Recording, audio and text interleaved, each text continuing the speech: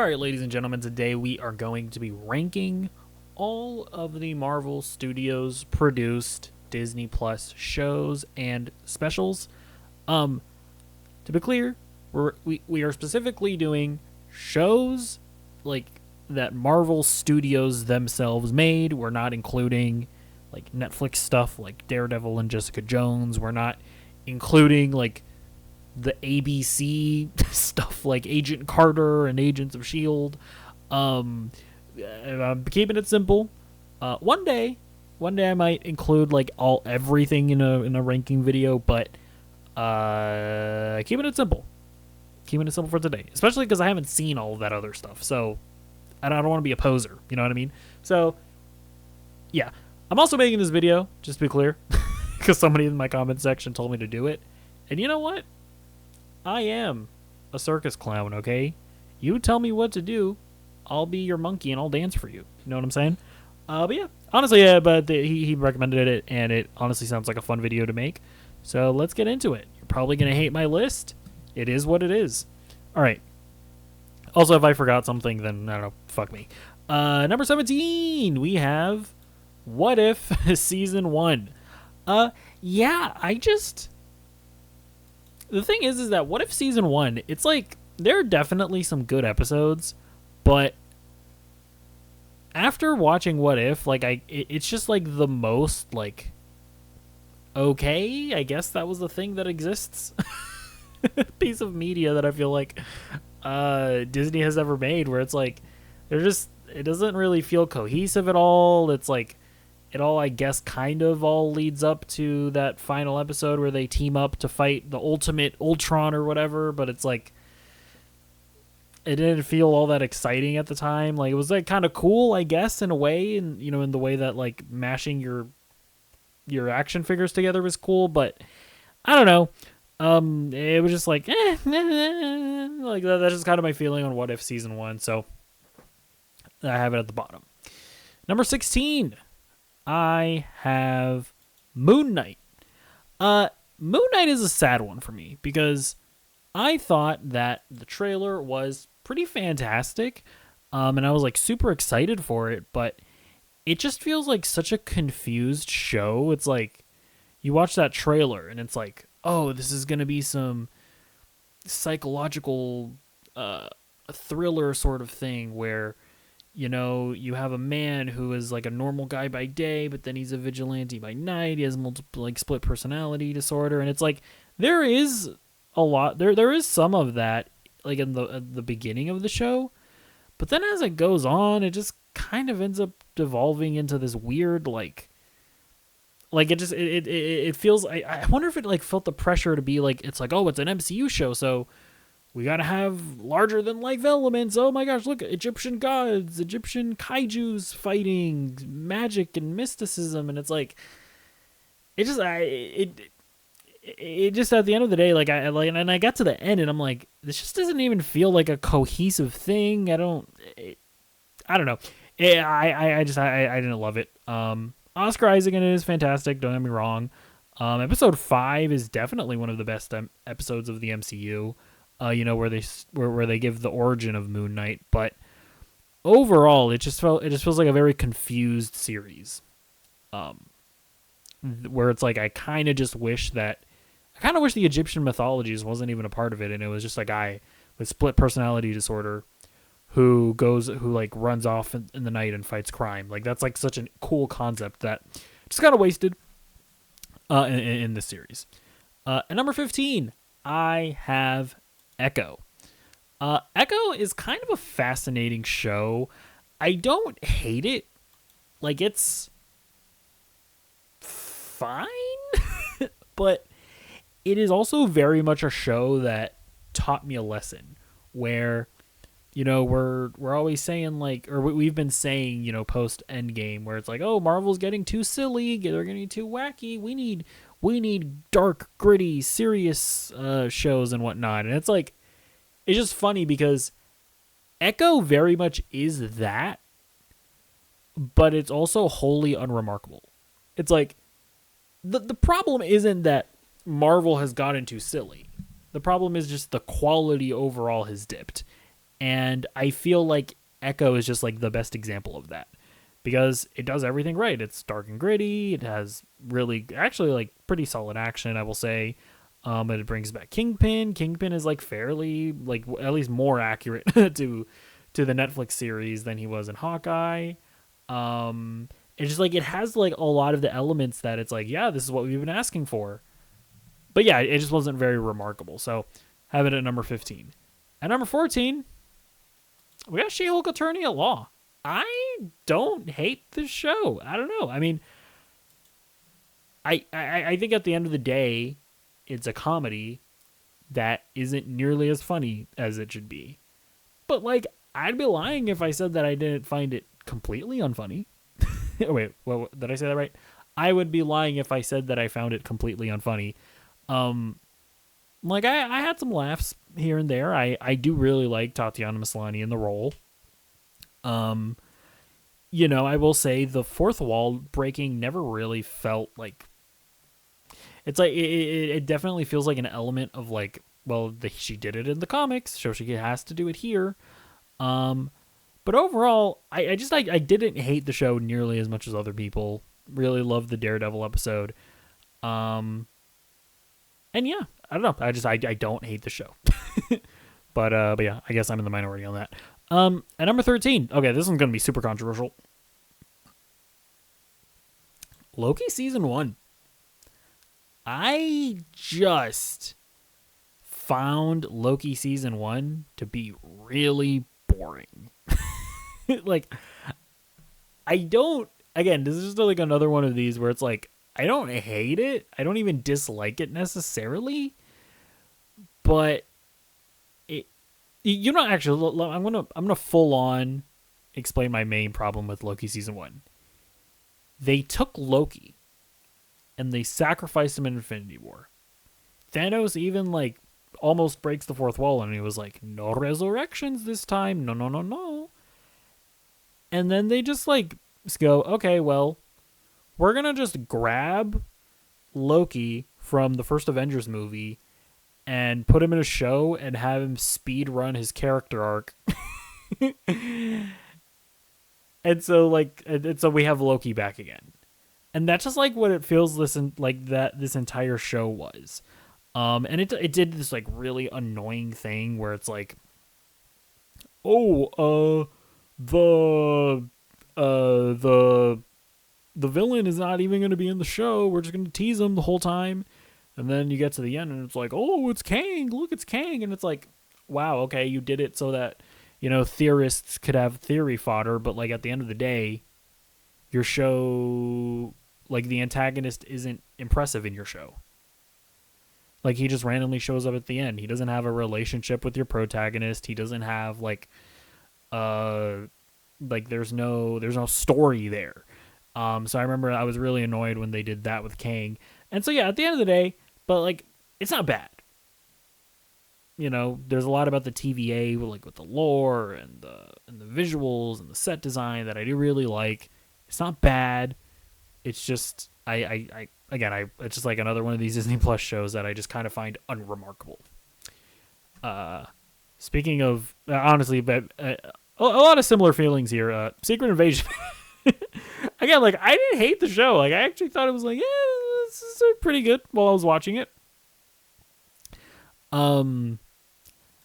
But it just never really comes together in a way where it's like, it's like supposed to be like this spy thriller. It's not very thrilling.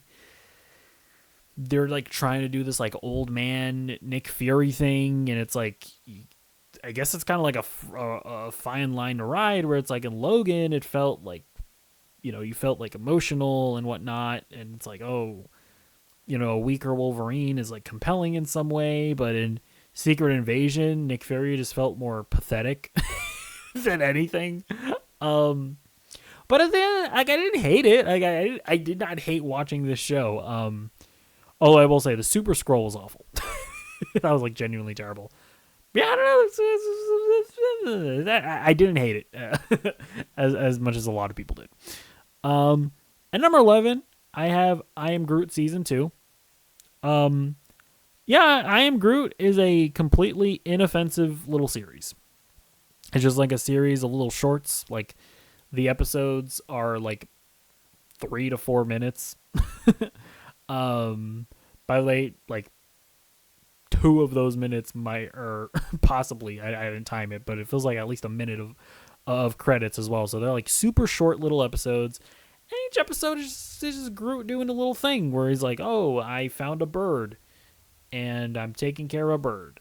There's an episode where Groot finds a nose, and like a nose gets attached to him accidentally, and then he gains a sense of smell, and he learns what smelling is like, and it's just like I also appreciate how weird it gets as well, where like in the episode where he's taking care of a bird, the bird is just like pooping, and it's like kind of gross, but it's like in a cool, gross, cute way, like that only Guardians of the Galaxy. That's like a feel of a vibe that only Guardians of the Galaxy can have. So it's a completely inoffensive little series.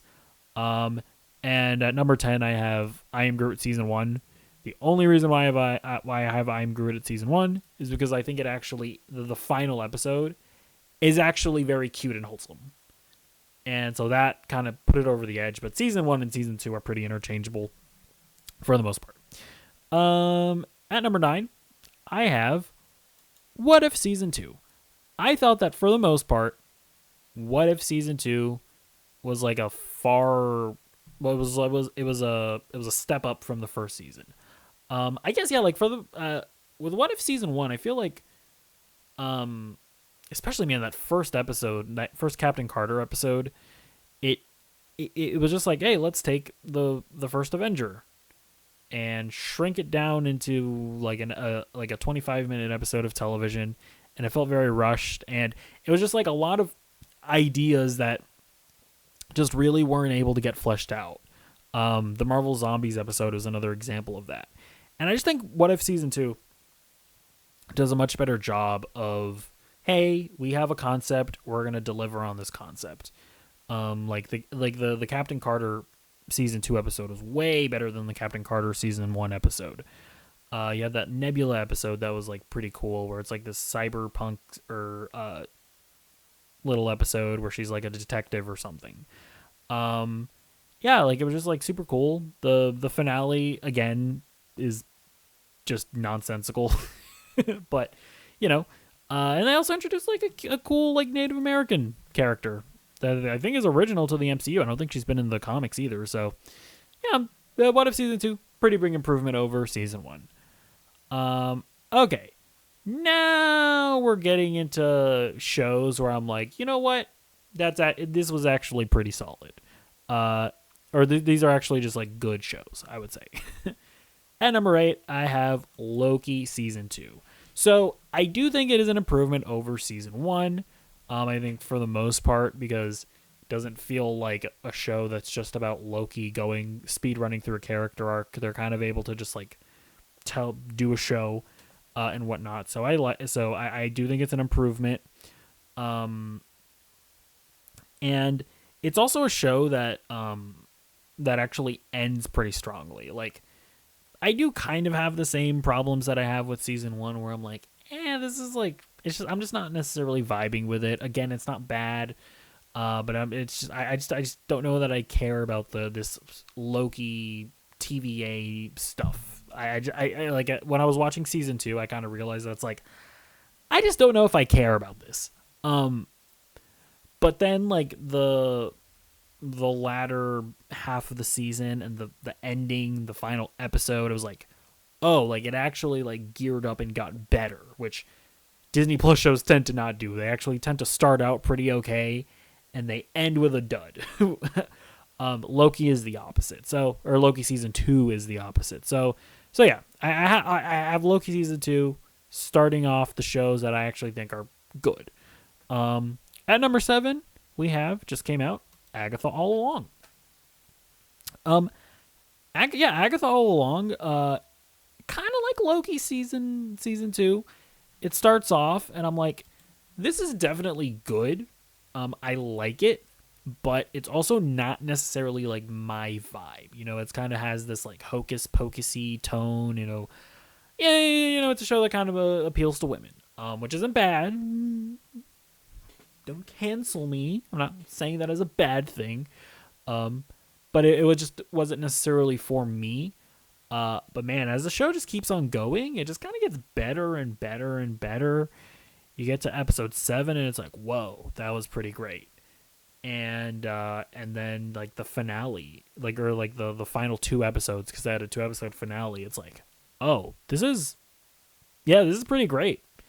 So yeah, Agatha All Along is actually very good. At number 6, I have Werewolf by Night. So this was the first holiday special, I think, right? I want to say. Yeah, I think it was. And yeah, it would have been, because it would have October's before December. Anyways, I'm stupid. Yeah, Werewolf by Night, very good. Little short film, basically. That's what it is, right? Because it's I think it was like a 45-minute short film, basically.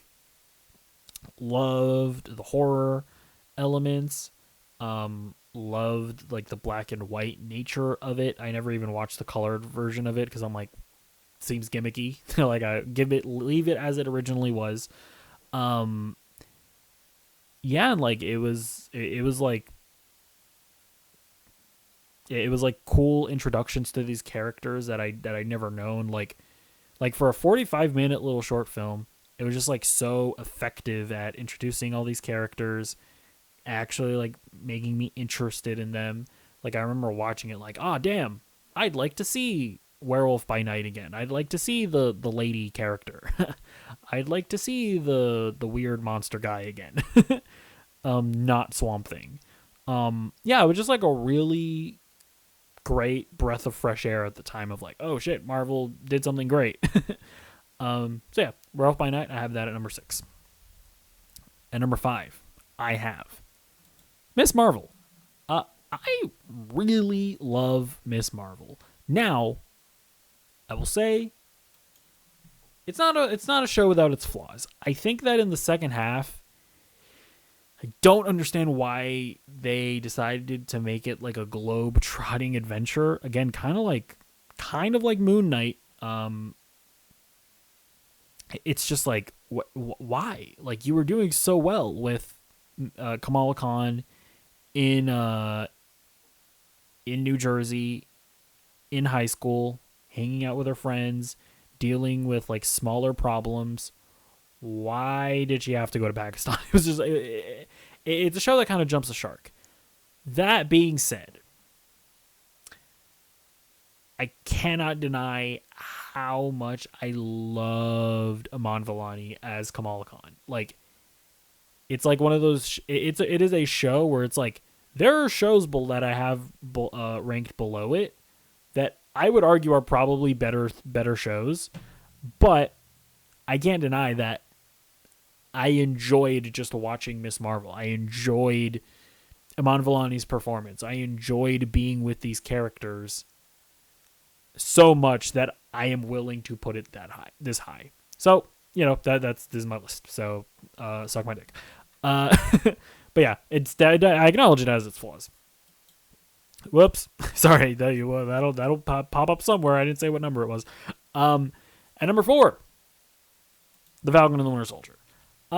Again, similar to Ms. Marvel, this is not a show without its flaws. I think the biggest flaw is probably the villains. They feel very underbaked.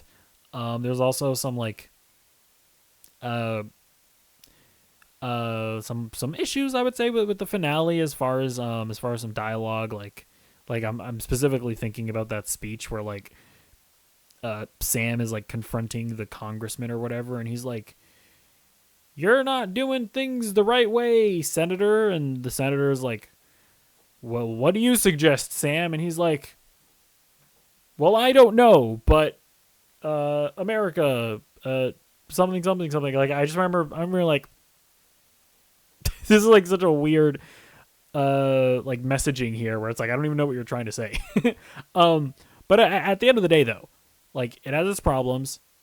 However, I absolutely loved the stuff that they did with Sam Wilson and Bucky, the way that they explored these characters of like asking like the questions of like, what does it mean for a black man to be Captain America? Bucky. It's like, where do we find like this soldier like post war? Like, how is he able to adapt? How is he able to, or what does he look like post being the Winter Soldier, post being a pawn in like, Baron Zemo's schemes and whatnot. I loved the character work with Sam and Bucky, and it's also like the most like, I would say it is like the most cinematic of all the Disney Plus shows. Like, it's one of those one. With a lot of these Disney Plus shows, there are moments where it's like, that's bad CGI and whatnot. It's like that never really happens here with Falcon and the Winter Soldier, and it's like they go for it. Like they're doing a whole bunch of action and whatnot, and it all just looks really good. So yeah, I really I acknowledge that there are faults to the show, but I loved watching it. I loved spending time with these characters, and it's just like, again, when it comes to a lot of these Disney Plus shows, I put Miss Marvel in that block as well. It's just like, it has heart to it. It has humanity to it. It has like a genuineness to it that I appreciate. All right, at number 3, we have WandaVision. Yeah, I mean it's great. It started it all. Some would argue that this show was like too good for the MCU's own good, because it's like after WandaVision, it was just kind of like a decline. It's like, well, but yeah, no, I mean the whole sitcom motif is still really great. The whole thing being about grief and about Wanda's fantasies, not wanting to grapple with her emotions and with her feelings and whatnot, and just like the horror of taking over this town and turning Scarlet Witch into a villain. I think all of that stuff is just really cool. Elizabeth Olsen and Paul Bettany put on really fantastic performances. Of course, we got introduced to Agatha. Like, Agatha is a great character, and it's like, I remember when Agatha all along was announced and rumored and whatnot. People were like, why are we getting an Agatha show? Nobody asked for this. And it's like, I totally understand that sentiment. Or like, I understand that nobody asked for an Agatha show. But like, at the same time, I do think that people forgot how much we all loved Agatha in WandaVision. And how much we loved Catherine Hahn's performance. And to be fair, I think people remembered when they actually watched Agatha all along. But yeah, WandaVision's great. I think my main problem with it is just that, like, at the end, it devolves into like MCU action and whatnot, and it's like, oh, we're throwing CGI at each other, which is like the show felt different from that, and for it to kind of devolve into that felt a little disappointing. But overall, it was still great all throughout. At number 2, we have the Guardians of the Galaxy Holiday Special. I messed up the graphic, but you can imagine what it looks like. Yeah, no, the Guardians of the Galaxy Holiday Special is absolutely fantastic. It is, like, it was. I remember we were leading up to it, and we were like, okay, I get it's James Gunn doing it. Is he gonna phone it in? I mean, Werewolf by Night was great, but it's like, is James Gunn? I think at the time he was like, it was like, I don't remember if the Suicide Squad had come out, but it's like we knew that he was doing stuff for like DC, and it's like, is this really something that he's going to put his all into? And he absolutely does. I mean, the dynamic between Dave Bautista and Palm Clementif as Drax and Mantis was like fantastic. The fact that we're grappling with Peter mourning Gamora and him, and then that actually mattering in this was fantastic. That moment where Mantis tells Peter that she's his half sister, and and he responds well to it. Like, genuinely made me cry when I watched this. So it's like, yeah, no, it's absolutely fantastic. Yeah, the Guardians of the Galaxy Holiday Special is just way better than it even needed to be, to to be frank. All right. At number 1, it is, drumroll please, X-Men 97. X-Men 97 is, I mean, it simply is, I think at this point, it is the best thing that Marvel Studios has ever made. I'm putting movies in there, okay? Avengers movies, get it out of here. Deadpool and Wolverine, pa fuera. Winter Soldier, suck my cock. X-Men 97 is simply that good. I actually binge watched the animated series in order to get ready for X-Men 97, and the animated series, it doesn't really hold up all that well. I mean, don't get me wrong, I liked it. It has like a charm to it, but the way that X-Men 97 managed to stay like completely faithful to the animated series, in the way that it's like campy like the animated series, it has like little quirks to it, like Storm like announcing herself every time she does something, where it's like, the winds, I am using the winds to do the thing or something, and like the way that they completely, faithfully, unashamedly used all those elements from the animated series, while like it's completely faithful to the animated series, but making it all actually cool and actually epic. Like in X-Men 97, anytime that Storm's like announcing herself, it's like the most badass thing you've ever seen. They like Cyclops is just, he actually feels badass, but he still he still is as earnest and as Boy Scouty as he was in the animated series. But kind of like how they managed to nail Captain America. I mean, they nailed Cyclops. I mean, it just is that good. Episode 5 is the red wedding of Marvel. I mean, although I guess you could argue that Infinity War was that, but at least as far as Marvel TV, it's the red wedding of Marvel television. I mean, X-Men 97 just is that good. Like it really is that good that there's really no question that it is it is number 1 on this list. And yeah, so that is my list. Okay, you can get mad at me.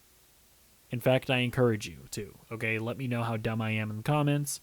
Boost up the engagement on the video. No, but seriously, feel free to leave your own lists down in the comments down below. I'd be interested to read them. But yeah, I'll see you in the next video. Goodbye.